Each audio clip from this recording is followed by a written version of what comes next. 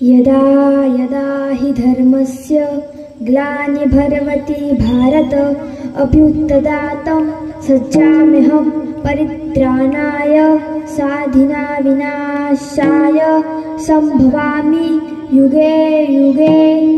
या भारत मातेच्या कुशीमध्ये अनेक महान योद्ध्यांनी जन्म घेतला।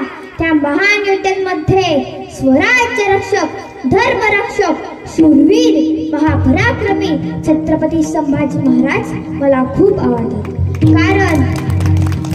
कारण त्यांची कुशाग्र बुद्धिमत्ता, समय सूचकता, निर्णय क्षमता, राजकारण, समाजकारण हे माझ्या मनाला भावणार आहे। म्हणून मी एक सांगते, ना खौफ था ना डर था, ना खौफ था ना डर था, जिंदगी का अपना एक मकसद था, जिंदगी का अपना एक मकसद था।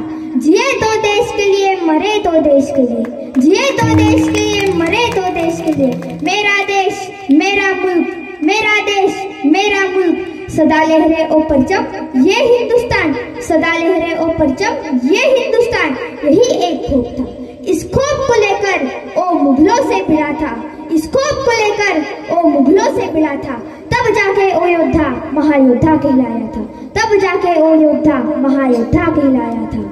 450 वर्षापूर्वी या महाराष्ट्राच्या मातीमध्ये एका रणरागिणीचा जन्म झाला, जिने जंगलातल्या अक्रार विक्रार सिंहाच्या पायात तुटलेला काटा काढण्याचे धाडस केले। तीच धाडसी रणरागिणी भोसले घराण्याची कुलवधू झाली। त्या जिजामातेस माझा मानाचा मित्र, जिच्याच पोटी बाळ शिवबाने जन्म घेतला आणि त्या सिंहाच्या पोटी एक छावा जन्माला आला, ते म्हणजे आपल्या सर्वांचे लाडके छत्रपती संभाजी महाराज। संभाजी महाराज 2 वर्षांचे असतानाच त्यांची आई म्हणजे सईबाई त्यांना सोडून गेली। ते आई विना जिजामातेच्या सानिध्यात राहू लागले। घोडसवारी, तिरंदाजी, तलवारबाजी, भालाफेक, कुस्ती याचा अभ्यास ते करू लागले। त्यांना 1 नाही 2 नाही तर 16 भाषा येत होत्या। त्यांनी त्या भाषांमध्ये ग्रंथ सुद्धा लिहिले होते। पुरंदरचा तह झाला। आपले छोटेसे शंभूराजे शिवाजी महाराजांसोबत आग्र्याला गेले। ते तिथे औरंगजेबाच्या दरबारात हजर राहत होते। एके दिवशी ते नेहमीप्रमाणे औरंगजेबाच्या दरबारात हजर होते। औरंगजेब संभाजी महाराजांकडे पाहून म्हणतो कसा, हमने सुना है कि तुम बहुत अच्छे मल्ल हो, अच्छे मल्ल को मार गिरा देते हो, क्या हमारे किसी मल्ल से कुस्ती खेलोगे? न घाबरतास औरंगजेबाकडे पाहून संभाजी महाराज म्हणतात कसे, हम सिर्फ हमारे बराबरी के योद्धा के साथ ही प्रतिस्पर्धा करते हैं, आपके दरबार में हमारे बराबरी का एक भी योद्धा नहीं है। अशा प्रकारे संभाजी महाराज औरंगजेबाच्या दरबारात पण आपल्या स्वराज्याच्या स्वाभिमानाचे, अभिमानाचे रक्षण केले। शिवाजी महाराजांनंतर स्वराज्य रक्षणाची जबाबदारी संभाजी महाराजांना मिळाली। संभाजी महाराज दिवसेंदिवस पराक्रम करत होते आणि एक भाग जिंकत होते आणि स्वराज्य वाढवत होते। संभाजी महाराज जसे जसे स्वराज्य वाढवत होते, जसा जसा औरंगजेब घाबरत होता। त्याला वाटले की आपले शंभूराजे असेच पराक्रम करत राहिले, एक भाग जिंकत राहिले आणि स्वराज्य वाढवत राहिले तर आपलं काही खरं नाही।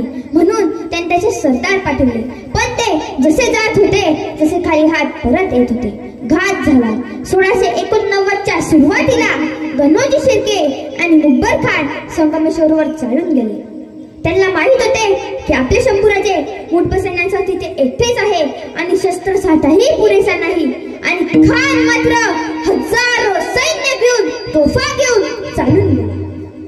त्यांनी हजारो सैन्यासह संगमेश्वरला वेढा दिला, पण आपले महाराज घाबरले नाही। उलट ते सिंहाप्रमाणे खानावर तुटून पडले। घनघोर युद्ध सुरू झाले। आपल्या महाराजांचा घोडा रणांगणावर वायूप्रमाणे सैरावैरा धावत होता।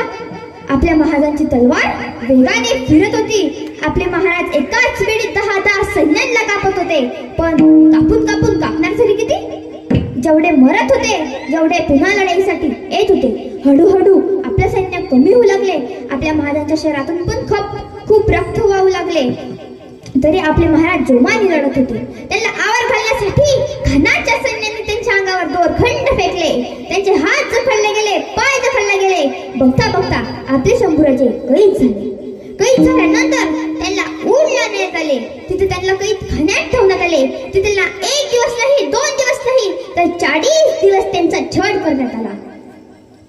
40 दिवस त्यांचा छळ करण्यात आला. इतिहासाची पुनरावृत्ती झाली.